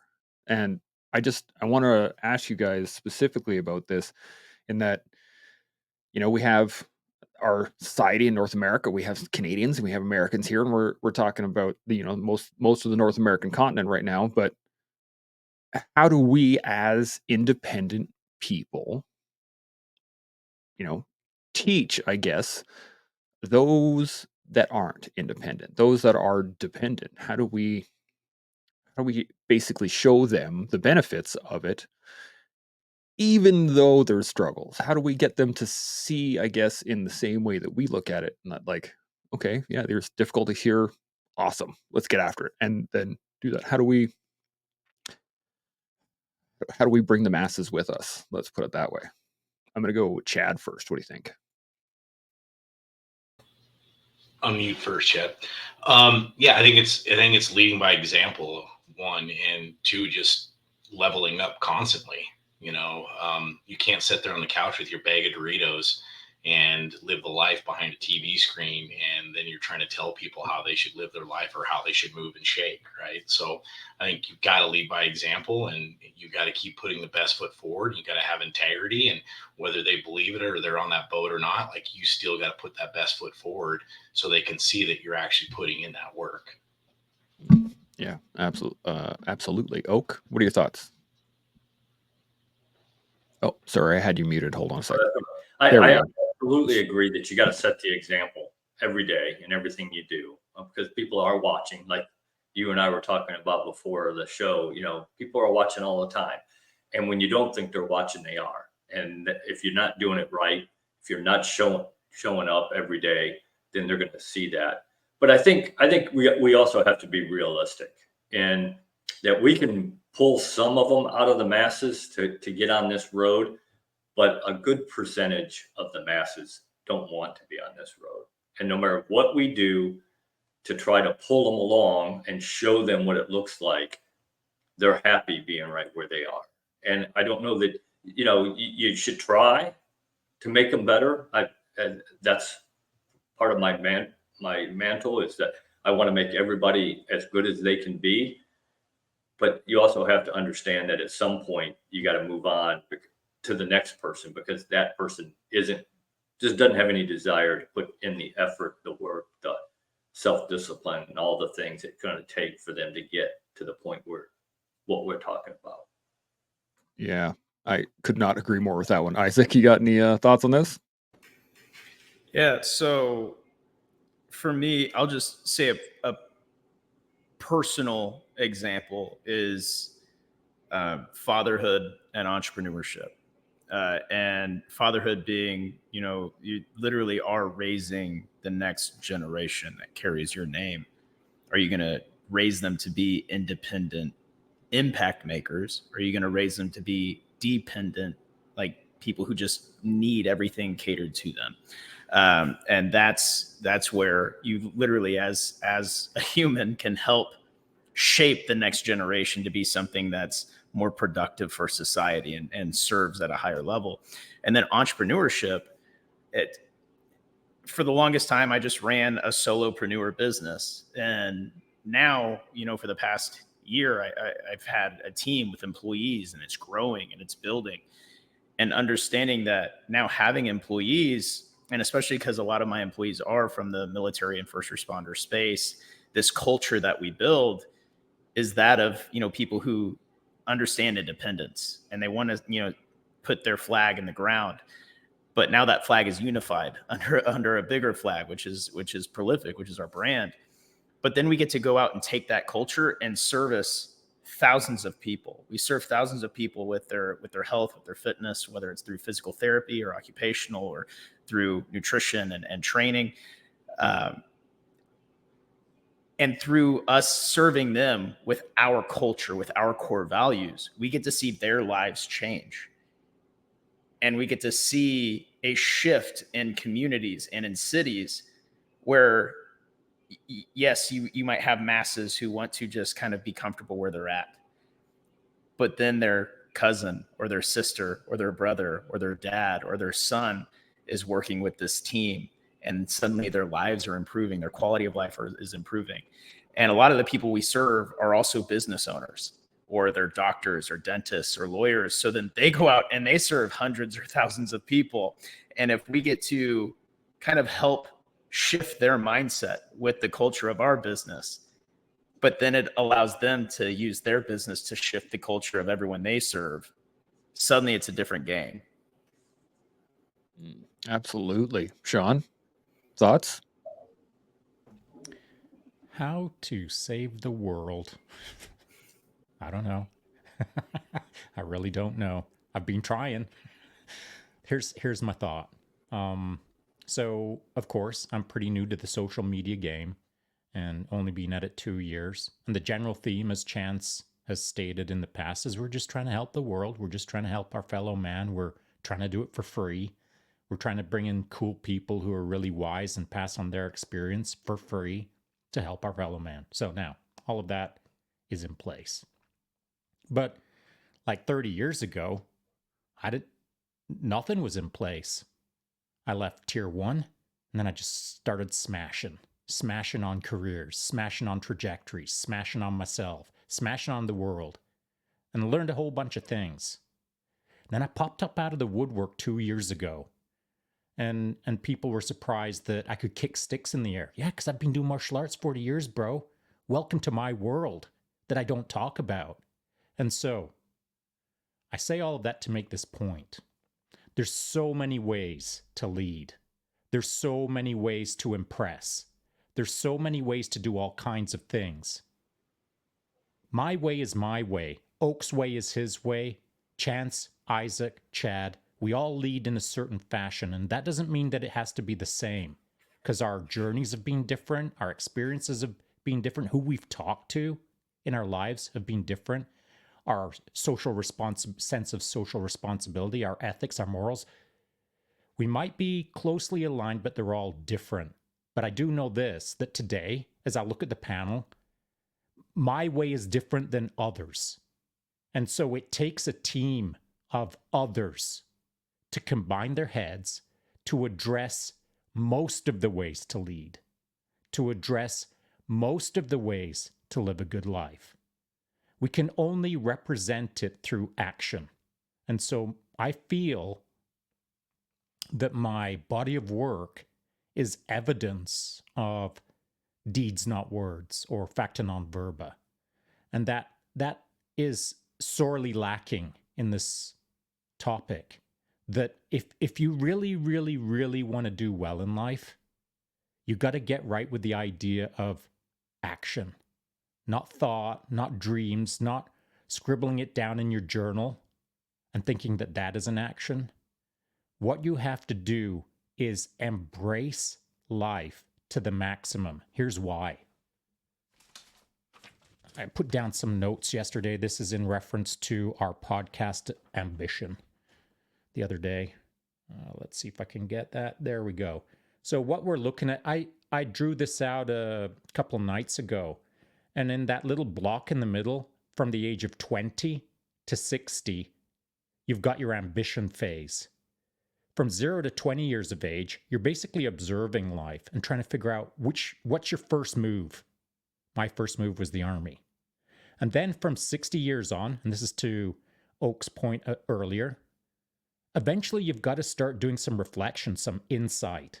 Now, in that ambitious phase, my 40 years of kicking ass, I was always reflecting. I was always thinking about how to do it better. I was always trying to learn the lessons in the moment to build myself out to be a better human being.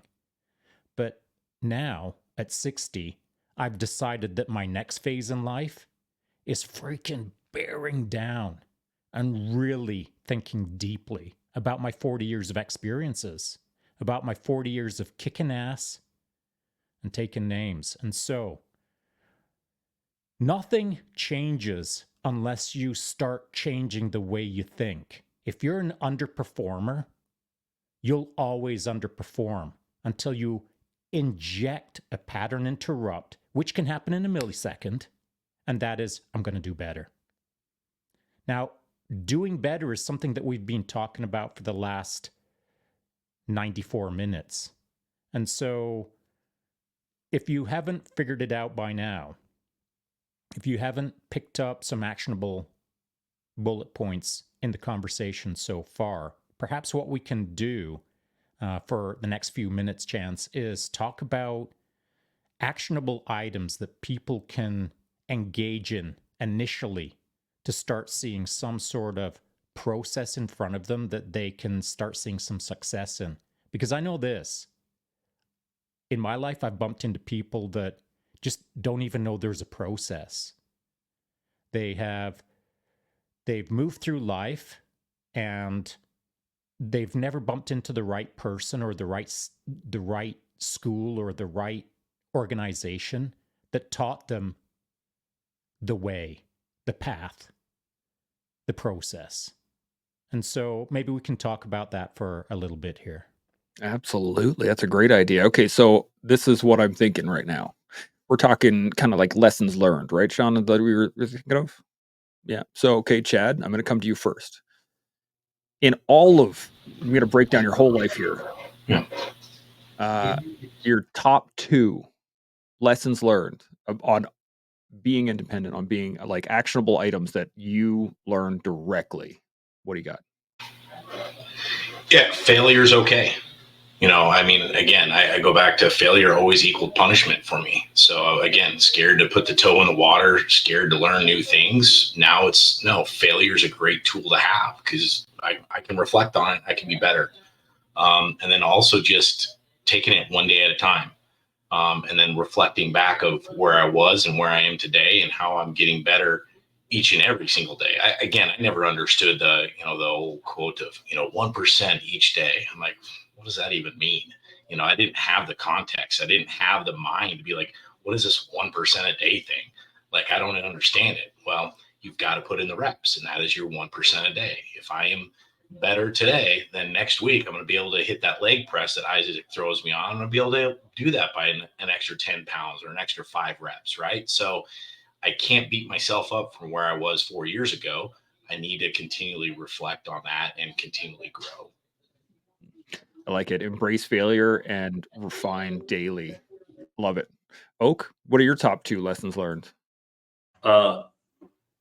Take ownership in everything you do. You are responsible for yourself. You're responsible for everything you do. You can't blame anybody else. Somebody had that quote said, don't complain about if you didn't get the things you didn't work for. I'm sorry. That's just the way it is. So you got to own everything you do every day. And then I still go back to reflection. Somebody taught me the power of reflection, and I have implemented it in my life on a daily basis, sometimes multiple times during the day. But that is always the last thing I do before I close my eyes every night is I reflect on how I did that day and how am I going to get better tomorrow as a person, as a leader, as a husband, dad, a grandfather, all those things that I want to be the best I can be at. I love that. Isaac, what are your top 2? Yeah, I would say the first one is find a mentor who can challenge you, not just coddle you, but challenge you to strive beyond what you're currently doing. And the second is move with intent. Don't just half-ass things. Don't just go through the motions, but have true intent behind the decisions you make. Have a reason why you're making those decisions and have true focus when you're doing it so that you can actually create forward momentum. And when you hit those failures, you have a more a better understanding of what went wrong or why it failed, because you actually had a plan in place when you went into it. It's easier to dissect something that has clear parts than just trying to search through a muddled mess. I could not agree more. I think I'd have to go with, personally, I'd go with intention. Or not, sorry, intention. I was just copying you. No, the presence was what I was going to say. Presence is that if I can be present in life, that's one of the biggest things I had to work on. And the other one was openness. Openness and presence were the top 2 that I really that I struggled with for a very long time, was that I was very close-minded and I had no concept of what the present was in terms of how to be independent. My wife actually used to tell me on a regular basis. She's like, "Oh, let's go for a walk," and I'd be like, "I hate walks. I need to tell me where we're going. Give me a direction. Give me," because I was in the future. I had no presence in the moment to be able to go, my wife wants to spend time with me. Maybe I should go for a walk with her, right? And it's little things like that for me that allowed me to develop my own independence based off being present and in the moment. Sean, what are your top two? I mean, I'm sure you got a number of them. Maybe the top two are because I'm going to try to stick to this Ronin mentality, this independent operator mentality, a solo journey mentality. I think the first one for me is being mindful of the real time. It's something that's been really powerful for me for some time. Just understanding who I am right now, where I am right now, what my purpose is right now, and not getting in my way, like not trying to pre-think, like I'm not 10 seconds in the future carefully crafting my words. I'm literally existing in the present. And once you can do that for a little bit, start building off it. Eventually, I think where I'm pursuing is just to try to live my life in a state of constant no mind, allowing the universe to unfold in front of me in an organic way that's authentic to me, that feels magically cool. Not Harry Potter magic, but, just kind of regular cool. And so that's my first thought, is just be mindful as a solo operator. And then the second thing is, this is a relatively new thing for me. It's something that I've come to learn perhaps over the last year or so. Because as I stated, like for most of my life, I've churned in the dark. My careers, no one knew what I was doing. No one needs to know what I was doing. I was just doing me to the best of my ability and freaking smashing. And there's a certain satisfaction in doing good stuff in the shadows that no one's aware of, because it allows you future liberty to be able to deploy magic powers in the future that really will move the needle for others. Because it's almost like people are unaware of the skills that you have. Simply because you're not chirping about them every single day and waving them in front of their face and trying to get them to sign up for your new 37-minute long internet course for $1 million. I mean, to me, the magic of presenting something to someone and it just floors them is intriguing to me. I gain a certain sense of satisfaction. So, to my second point, the new realization for me has been that people really pay attention, man. Like, I didn't know to what degree people track what I do or what my friends do, or other people, how they're being tracked. I just didn't know that social media was so engaging in my life, or so tracking my life. And what that has taught me is, holy cronkamole, Sean, you've got to dial up your game even more. Like, you've been doing a pretty good job in the shadows, but now eyeballs are on you. And so you've got to dot the I's and cross the T's. There'll be no swearing. There'll be no race, religion, or politics. They'll just be kicking ass and doing good stuff, but in the very public eye. So I've really had to learn over the last little while that the words that I say are powerful to some people. So I have really tried to hold myself even more accountable than I have in the past. And I think that's a good thing, man. I think maybe because I was getting away with doing Sean in the shadows and being satisfied with that, I had a bit of a blind spot that now that I feel a little bit more public pressure, it's actually elevated my game to some degree. And I'm not bummed about it. It's just given me an extra gear, a gear of responsibility that I didn't actually realize that I would have to use today or in my future. But it's satisfying, man, to know that we can all just do a little bit more for our fellow man. That's a great point, and it leads into, I guess, my final question for the day, and it comes back to, Isaac, you've mentioned a couple times about planting your flag and just like sticking to it and being good to go.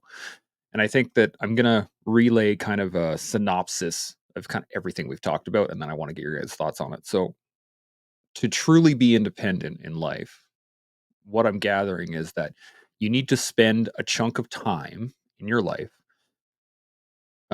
sewing your flag, putting your flag together. What are the parts of you that you are most, maybe not proud of, but like the things that you want to exude to the world? And you're going to, once that flag is done, you got to go outside, you got to smash it into the ground and look around at that point. And if your flag has certain things on it, I guess, other people with similar concepts will start walking up and they'll plant their flag with you. And when you start having all of these flags put together, you can start moving forward on or on larger concepts, on something beyond yourself, something that is, you know, perhaps a nation or perhaps something else beyond that, right? And I guess what I really want to get at the core of here is that by doing these things, we become standard bearers. And when I was first in the military, I was the standard bearer for my troop. I had to walk around with my little pole, and then eventually I got a flag and super proud of myself. And I acted in a certain way because I was the standard bearer. I was the one that was carrying the standard for everybody else. Do you think that that's truly what it is about? Is to create a standard for yourself and then march that thing down the field, living that life? Is that what true independence is? I'm going to go with Oak first. What do you think? I got you muted. Hold on a second. Yeah. There we go. I absolutely agree that that is, at least for me, integrity. That's the number, because in my opinion, without integrity, nothing else that you do really matters to me. So to me, my standard is integrity, and I live it. I planted it, and I think if you do that and you surround yourself with good people and you drive that home, then you start moving that, whatever your standard is, you start moving it forward, and more people pick more and more people up, and eventually you got a movement that allows, like Sean was saying, that it multiplies, it gets bigger and bigger, and that's how you change things. And so for me, I absolutely think that you have to figure out what your stand, and you can have multiple standards, multiple things on your standard. But you got to figure out what it is that makes you that core person. And as I love what Sean was saying, that, we're all different, and that's okay. In fact, we want people to be different. We don't want robots. We want people to have individuality. We want them to have different desires, different wants, whatever. We just want them to want to be the best at whatever it is they're doing and get a little bit better every day. But I absolutely agree that you plant that standard and you draw other people to it, and then you start moving it to where you get more and more people that want to be a part of that. Absolutely. Yeah. 100%. Isaac, thoughts on it?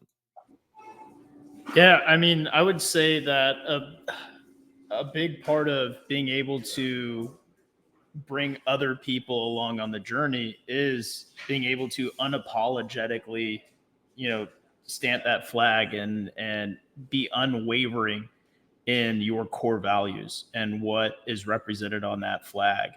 And that is what allows other people to actually want to follow, want to be a part of what it is that you're doing.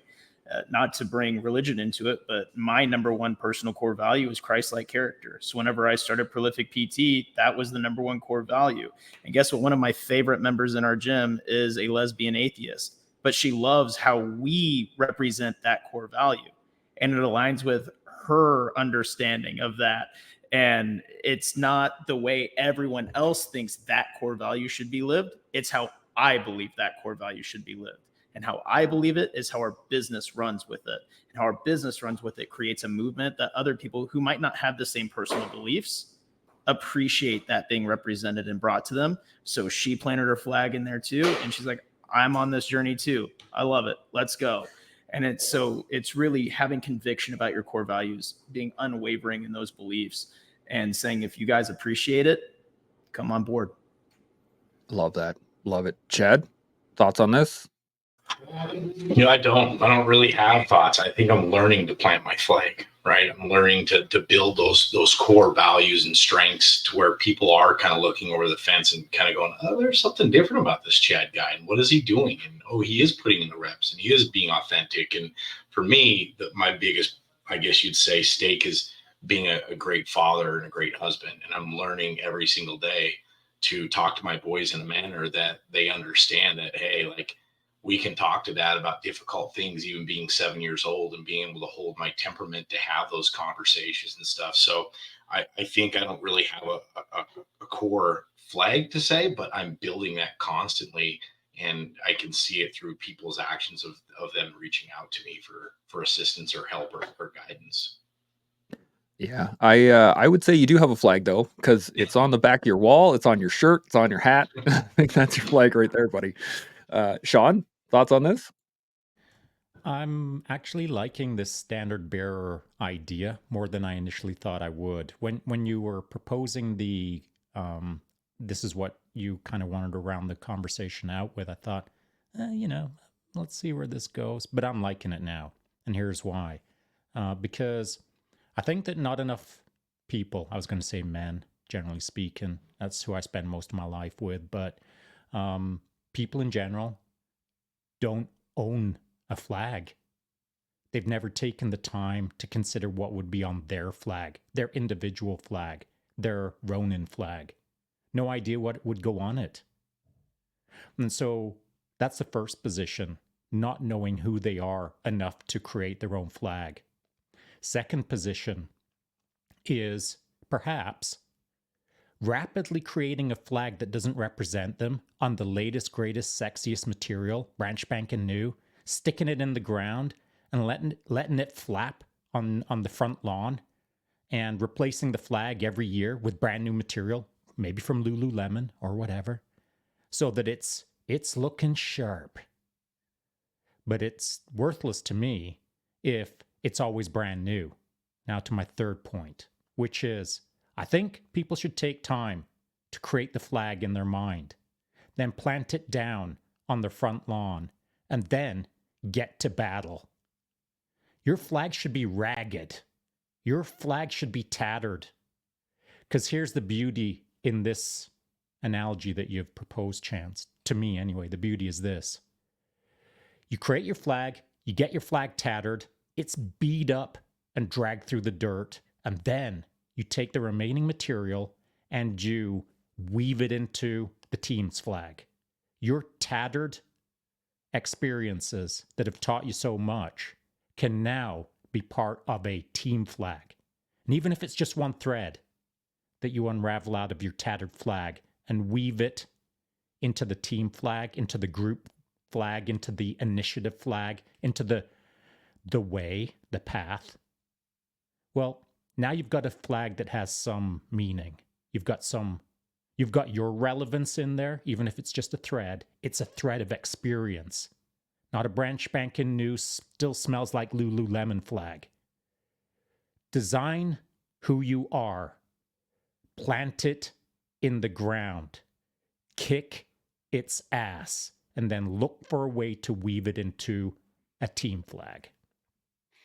Yeah, that's fantastic. I was getting images of Roman tradition in terms of standard bearers at the time, and the standard bearers within the Roman military were the best of that unit. So it wasn't just like, oh man, here you go, have a flag, carry it around. And to your point, Sean, I think those flags that people are flying they're somebody else's flag, right? They're never theirs; it's somebody else's. But to your point, in that the only way for a cohort's flag to get some sort of adornment or battle honor was to be in battle, was to be in the fight. They had to be there in order to get a marker. And they had to not just be there, but they had to demonstrate themselves or act themselves accordingly. They had to show bravery and all these things. They had to fight well. And then that cohort would add its battle honor onto the larger regiments or the larger companies or larger centuries, that standard. Just like the PeopCLI has its battle standards along the thing that I'm sure that every Military Guidon has the same thing. They have the battle honors that they've been a part of. And that's the thing that we have to provide for the next generation is like, this is the standard now. Everybody measure up. So with that, let's get some final thoughts on independence overall. Everything we've talked about, anything still burning in the back of your brain. Oak, I'm going to start with you. What do you think?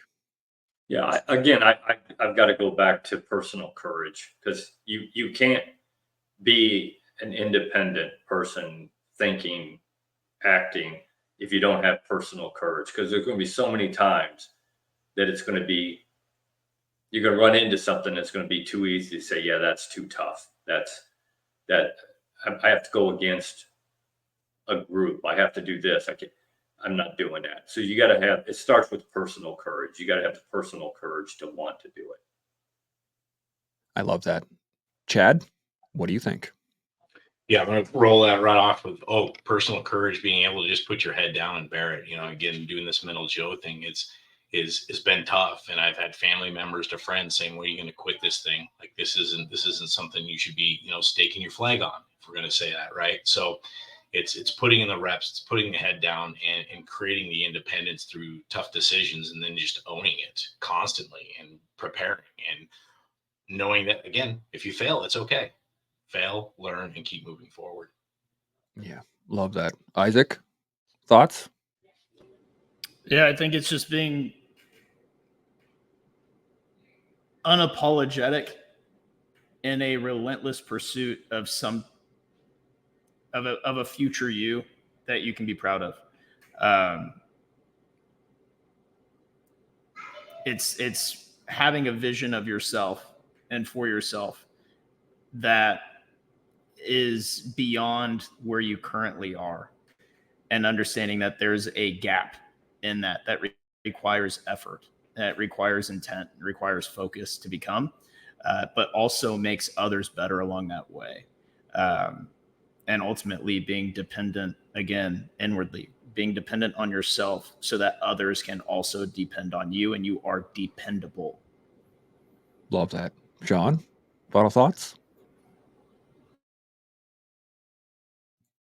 No, you're still muted there, Sean. Sorry about that. So I just looked it up.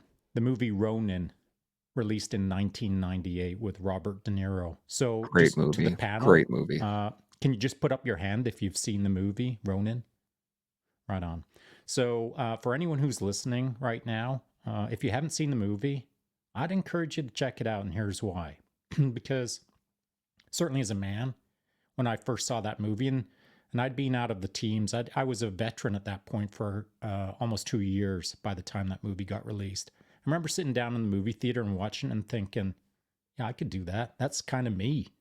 And so there's many men out there that live a fantasy life of thinking that they're Robert De Niro in the movie Ronin, and they'll never be that because they never put action to it. And so I talked about win conditions, or understanding how you can have a battle tattered flag that you can be proud of. You'll never be proud of the life that you've lived if you lived it on the couch. You got to get out in the world and kick that ass. You got to get the skills. You got to get the confidence. You got to get the wherewithal. You got to get the instinct. You got to have the guts to go out there and kick ass. If you want to be a Ronin like Robert De Niro in the movie, as you watch him in that movie, he's calculating, but not ruthless in the sense of thoughtless. He is confident and calm, and in my opinion, exhibits a lot of the attributes or characteristics that every man should have. Be able to step into a moment confidently, take care of business carefully and correctly, and move through the world without making much of a fuss. Like, hang out in the shadows, do your thing, and then get back in the shadows. That's what I take away from that movie. Everyone wants to be the Ronin without the action of becoming a Ronin. And so if your win condition is to be Robert De Niro in the Ronin movie, but you haven't taken one step towards that sort of lifestyle of confident, capable man, then I know this to be true because I've talked to many men about this subject. The reason that you're so upset with how you're running your life, pal, is because you're not running your life. Life is running you. The moment that you sit down and identify that you run this game rather than the game crushes you is the day that you're liberated from the confusion. You own this path. This is your game. You get to choose left or right, up or down.